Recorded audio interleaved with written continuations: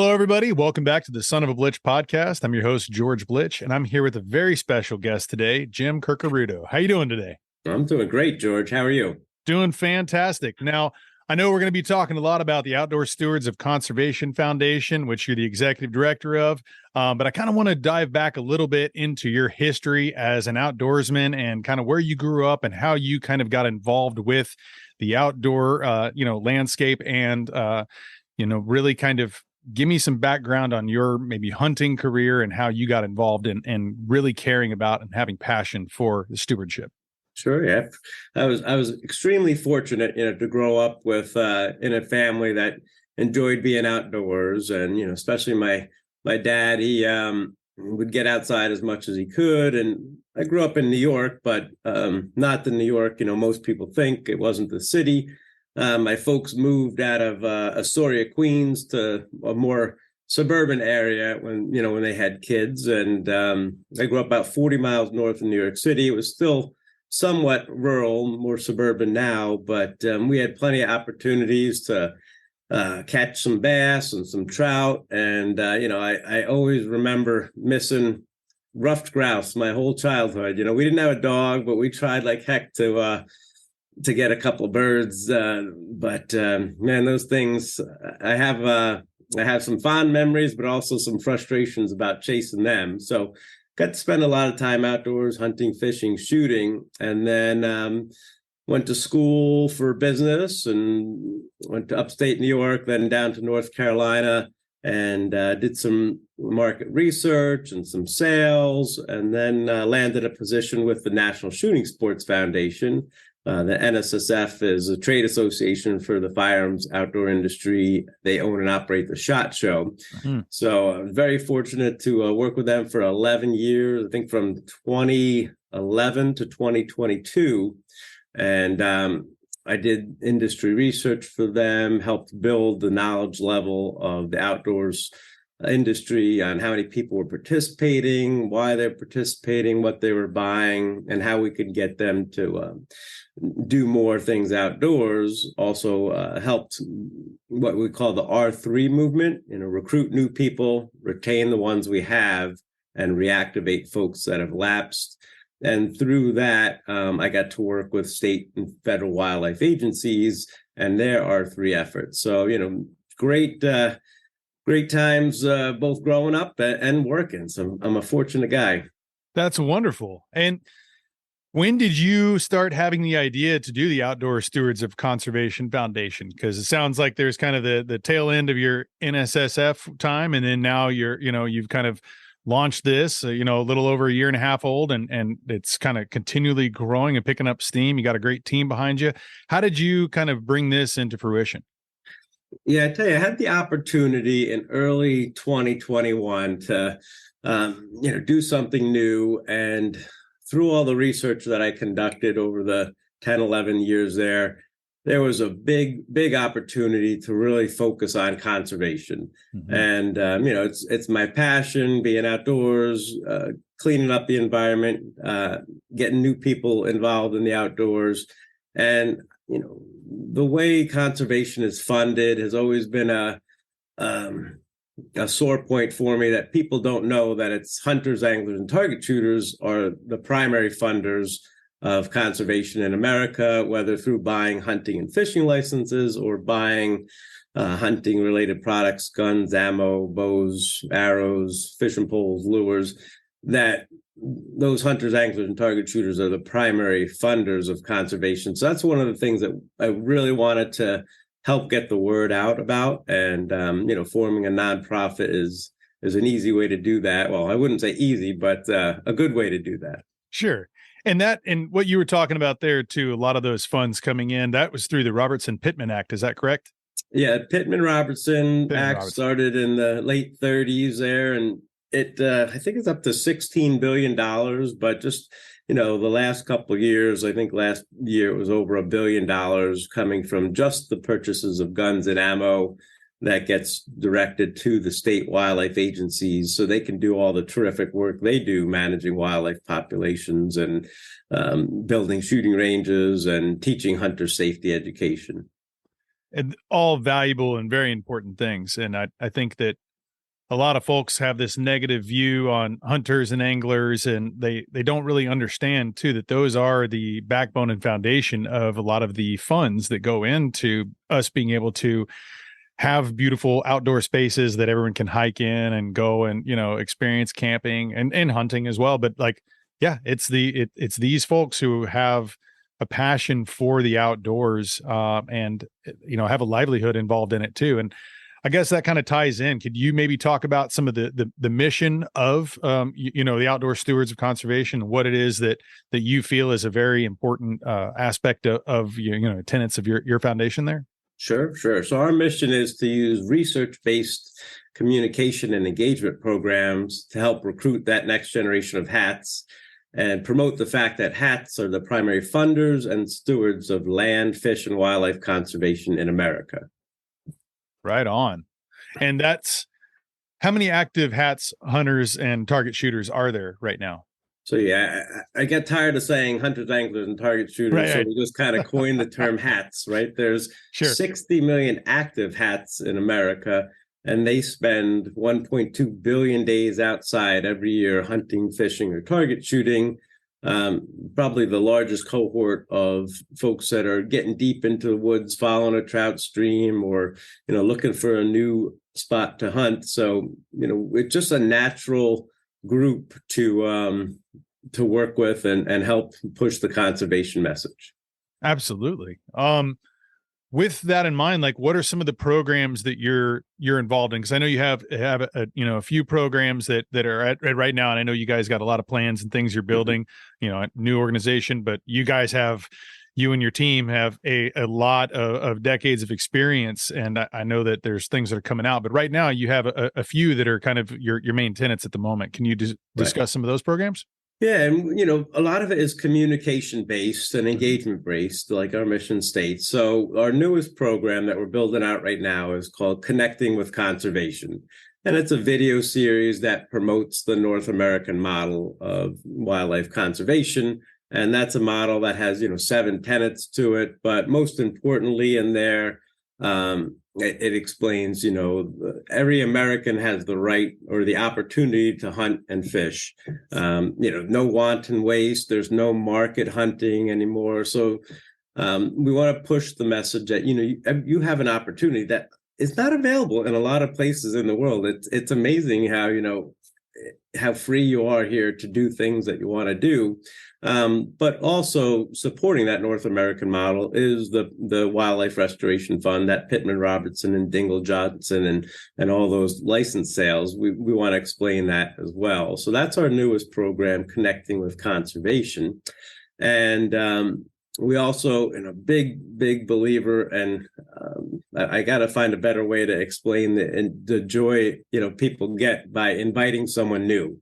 Right. So we have a recruitment program called Come With. So I conducted millions of dollars worth of research over a decade. A lot of it focused on recruitment, and it boiled down to 2 words, come with. If you are an existing angler and you invite your neighbor to come with you, do you want to learn how to fish? You want to come with me to the stream? You're going to get a yes more times than not. Right. So we're just asking existing hats to invite somebody to come with them. And we're not expecting, if everybody brings somebody, well, we don't really want to double from 60 million to 120 million. That might be a problem, right, for resources. But, if we can get that sustained, 2-3% growth a year is what we're looking for. And the best way to do that is to have active hats recruit somebody new. So we're working with our industry partners, pushing that message out. But what we're most excited about is our kind of the first ever national conservation engagement program, where we work with our industry and state partners in a program we called Fill a Bag While Filling Your Tag. Right. So what we do is we provide biodegradable bags to our partners. They'll distribute those bags to their customers. And then the bags are pre-printed with our partner's logo and social media tag, and have instructions that say, hey, take this bag with you when you head outdoors. And if you come across a piece of trash, could it be an old bottle, a Mylar balloon, Dunkin' Donuts cup, whatever it is, just instead of walking by it, stop for a second, take out your bag, put it in your bag, and take it out of the woods and waters with you. Now, again, through research, 92% of hats have taken other people's trash out of the woods and waters. But what they're not doing is getting credit for being a conservationist and being a steward.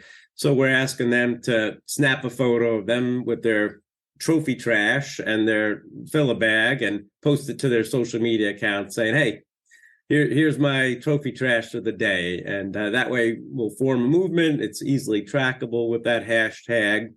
And people are going to get credit for being that steward. So we're excited about that program, but we just need to kind of have a sustained growth here. We can't get ahead of ourselves. There's a lot of interest in it, but we're just trying to do it methodically and get the process going under control here without going in too many directions.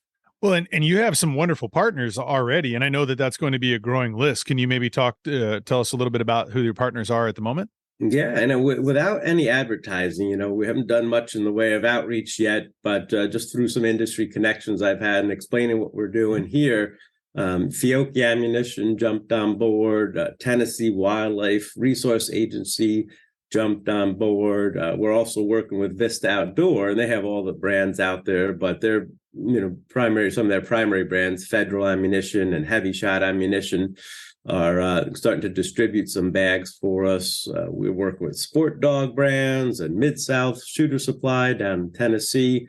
So I mean, it is nice that we can work again with both industry partners and state agencies, because everybody's got the same goal with this. So we're looking forward to really making Fill a Bag a national program and giving credit back to those hats for being the stewards and funders of conservation. Well, it sounds like a great thing to be a part of. Let's say, we got some interested parties who want to come in, some, people in the outdoor industry, some businesses, and they want to become a partner with you and maybe, get involved with the Fill a Bag program or just kind of helping to promote your organization. What's the best way for them to kind of do that? Sure. Yeah, they can, definitely just reach out to me, and, they can get to me through on our website, outdoorstewards.org is my contact information. Give me a call, shoot me an email. It's funny. I just had a conversation with one of our partners, and they called us a disruptor. I said, what are you talking about? We're not trying to disrupt anything. And they said, well, you're disrupting the sponsorship model, the nonprofit model, because traditionally, you would get a press release and a banner at a show or something along those lines. So what we're doing is providing a lot more value with this Fill a Bag program. You'll get, a tangible product as a partner, logoed and specialized to your company with social tags. And again, we help push out some messages on social media. As a nonprofit, we're a tax write-off as well. So we are, I guess, a disruptor in a good way. Well, I think in this day and age too, it is good to have a new model. I mean, I know a lot of times when, my company Map My Ranch, we have some partnerships like with Sharing the Land program. I'm not sure if you're familiar with them, with Doug Duran, wonderful conservationist outdoorsman. And, I've talked to him about a lot of the models with their partnerships and what they're doing with their programs. And the days of just buying a banner to put at a show for 2 hours and then it's taken down, you never see it again. The social media engagement is huge.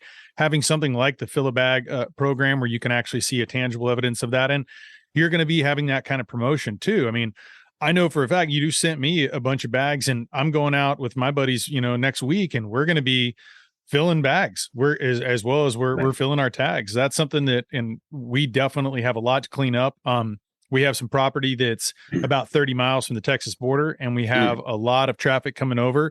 And in that, with that comes a lot of trash too. A lot of times we'll come across groups of 15, 20 backpacks, a lot of water bottles and things that are out there. So it's a continual, I mean, if you had the monster size room size bags, I could probably fill those. Right. So I'll probably have your bags and then some huge contractor bags in the background. But there's always something out there, and we're trying to leave that land better for the wildlife and for future generations. And I see it on my properties alone.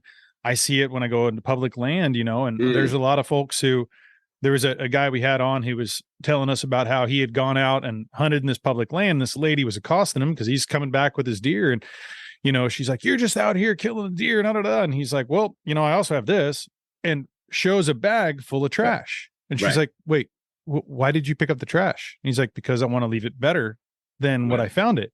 And she's like, well, I see the trash every time I walk around. And he's like, do you pick any of it up? Right. Well, no. And he's like, well, I do.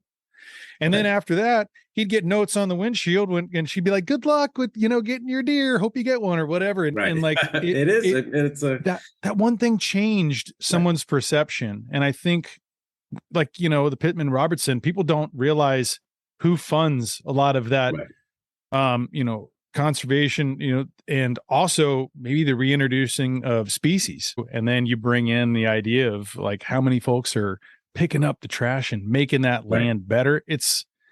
Hunters and anglers, man, they do so much. Those hats off to the hats, Hats off to the hats. Yeah, we got to figure out some marketing with that. There we go. Hats term, right? I like it. There's a lot there. But I love that story. And that's a story that you're going to hear more of, about there's that common connection. So, the chairman of our board, Peter Churchborn, he runs the Hunter Leadership Forum for the National Rifle Association. And they just put out a book last year, How to Talk About Hunting. And one of the key findings in it is finding common ground, and that common ground is conservation. There's nobody in America that wants, to have poor air quality or dirty water. So again, having this program, just like, your story there, is a common theme. It brings things down to, everybody's level. Like, we all want to have a clean environment, and it starts a conversation. Not only do I clean this up, but I also fund it. That's a wildlife management area. And that was paid for not by anybody except for hunters and target shooters, so that's, it just helps start the conversation there. And I mentioned Peter on the board, and I'd be remiss without saying, I'm very, very fortunate to have a solid board of directors. I mentioned Tennessee Department of Natural Resources is buying a lot of our filler bags and distribute them out. Jen Wisniewski, who's their director of marketing, is on our board. Michelle Sherman, who does communications for the industry, is on our board. Very diverse board with like Chuck War, who used to work at Trigicon. He's Army veteran, Native American. Eric Morris, who knows more about recruitment than anybody I know, and especially diversity recruitment. He's got his own television show and is always bringing out new folks. So authentic. He's not making up stories. He's not made for the TV. It's just authentic, and it's can't get to where you're going without a good, strong support team. John Bloom, who does all of our financial stuff. These are things I don't know, but luckily I knew the right people, like the best people I knew, and they bought into what we're trying to do. So definitely have to say thanks to those folks for helping out, getting us started. So Jim, you mentioned Eric Morris a minute ago, and can you tell me a little bit about, you mentioned his television show. Can you talk a little bit more about that and what that's about? Yeah, he's on our board, and runs a TV show called Non-Typical Outdoorsman TV. And it's a great show. It's just super authentic, very raw. And it's a different world for me because, he is African American, and a lot of the folks that he has on his show are first time hunters or established hunters. And he has done more for recruitment than just about anybody I know, and especially diversity recruitment. I've known him for about 10 years. He's an Army veteran. When he was in Iraq, we used to, send him care packages. And what he wanted was magazines, hunting and shooting, fishing magazines. I don't get that in the field here. So, but when he got back, he started this television program down in Georgia.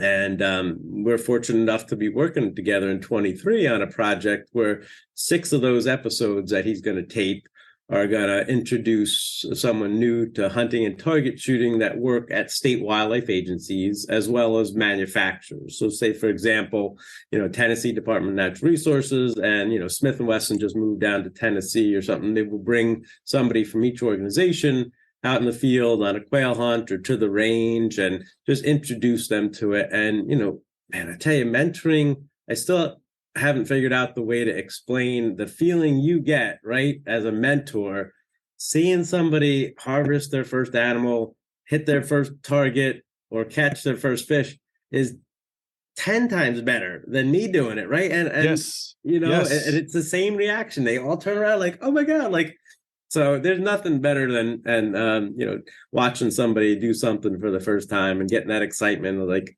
man, I never thought I would do this. I'm so glad that you invited me, right? And that goes back to that come with. So it's all ties together about inviting somebody to come with you, you know, and it's a commitment. This is not a one-time deal like you were talking about. You know, you have to walk people through and explain everything to them. They don't know much at all. So we're looking forward to definitely working with Eric and getting the word out on how to recruit new people and showing them a good time.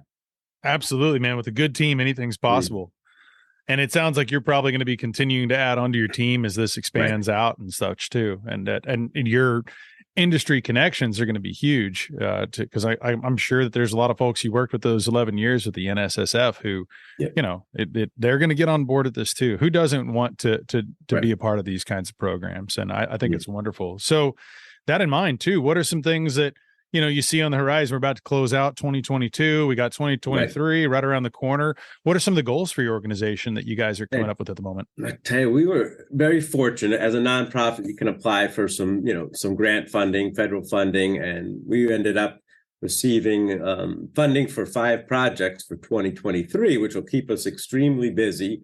So on top of expanding our programs, you know, the Come With and the Fill a Bag program, we did receive some funding to help develop some connecting with conservation videos, and we want to partner with state and federal agencies as well as industry there to get the word out about that.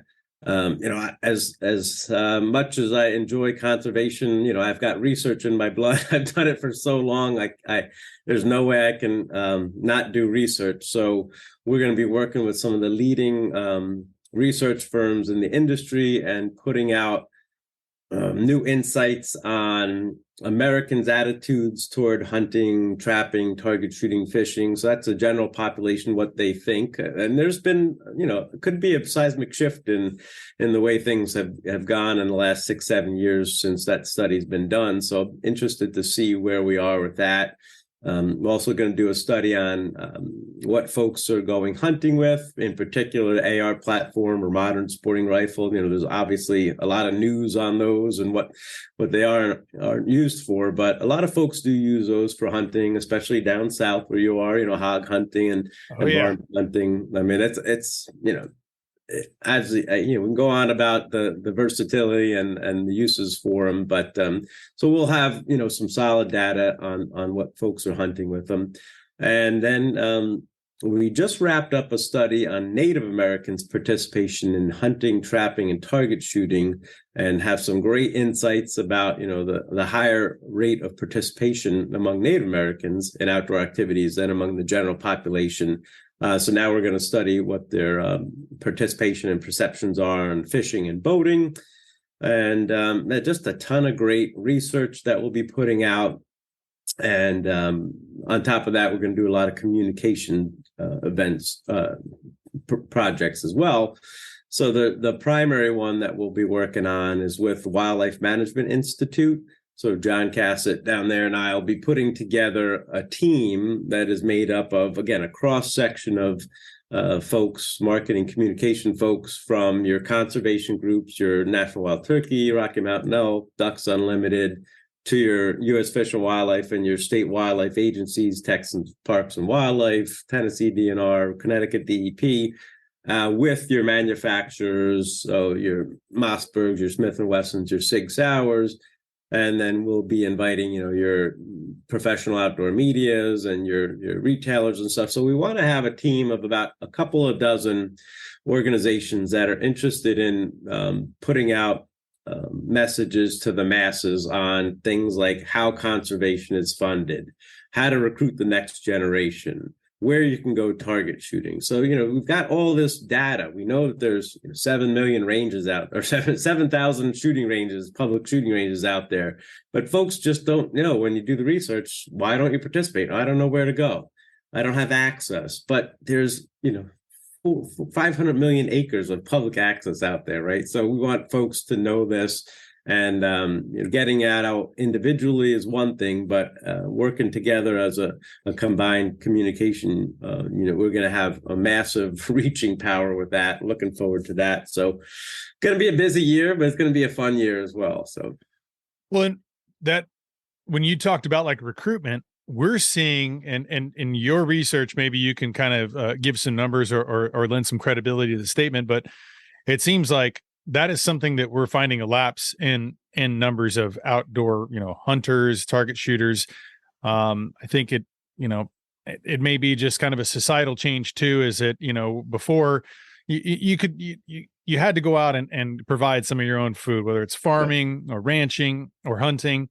Right. Now everything is, you can get on your phone, type in an app, and you have your dinner delivered in 5 minutes. And it seems like a whole different world than what I grew up with, and I'm only 43, and so I can only imagine for other folks who from past generations too, that we're seeing this easy click, next day shipping kind of thing. Everything's like so fast and right there, and people don't really understand what it really is entailed with all the farming, the ranching community, the hunting community. And I think we're seeing if I'm incorrect, please stop me, but we're seeing the numbers of hunters each year starting to slowly decline. And is that something that you're finding from your research and trying to bring that recruitment level up so that we can kind of at least stay on a standard, if not, promote these ideas and the things of like, hey, these are the folks who are producing the funds for this conservation, for this wonderful wildlife and the millions of acres of public land that we have available. Right. No, you're exactly right, George. And one of the reasons why this R3 movement had started, it's only about 10, 12 years old, and it started through the state wildlife agencies, was because there was a long-term decline in hunting and fishing was kind of leveled off. And the recruitment efforts were focused on youth hunts, right? And a lot of times those fishing derbies or those youth events were marketing to people that were already outdoors, so they'll admit it, they made some mistakes and had some growing pains, but leaps and bounds, the marketing efforts that are going on now, the recruitment efforts, the working together is very substantial. The fishing has seen an increase over the past 5-6 years. Target shooting has exploded. There's 10 million new gun owners over the past 2.5 years. Sure. But our job, just because you own a gun doesn't mean you're participating in target shooting and then hunting. But, our job as an industry is to recruit those folks that just bought that first semi-automatic handgun for personal protection, make sure that they are proficient with it and, practice with it, and then educate them that there is a recreational side of gun ownership and sporting clays and trap and all those fun clay sports, and then the competitions that are out there and available, and then, introduce them to, hey, you can use that shotgun for hunting purposes as well. And there's a tremendous amount of new folks coming into hunting that are older, right? They're the adult onset hunters that are very interested in the food aspect, the locavore aspect, sustainability, understanding where their food comes from. And it's, people that weren't welcome, 10 years ago. So we're doing a much better job welcoming them as a community, providing them information. The field to fork movement that, QDMA and those folks are doing. I mean, it's the future's looking bright for recruiting the next generation. And it's going to be a different looking generation than me, old gray bearded white guy. Right. So hey, I'm getting there too. I'm getting there too. Well, that's I've guided a lot of folks. I've a lot of first time hunters and, kind of bringing them through, basically the starting grounds of like, firearm safety, right. And that being the key foundation, making sure everyone is having a safe time outdoors and, talking to folks about that. And then, proper even when we're hunting, looking at the skeletal structures of animals before we even go out there and, studying what is it that would be the most ethical shot, placement, and, what is an ethical shot and what is not, when to do this, when to not, and really kind of teaching everybody to make sure that they do the right job, just for that kind of sake, man, because there's a lot of people who don't have that kind of training or don't have the ability to have a mentor out there.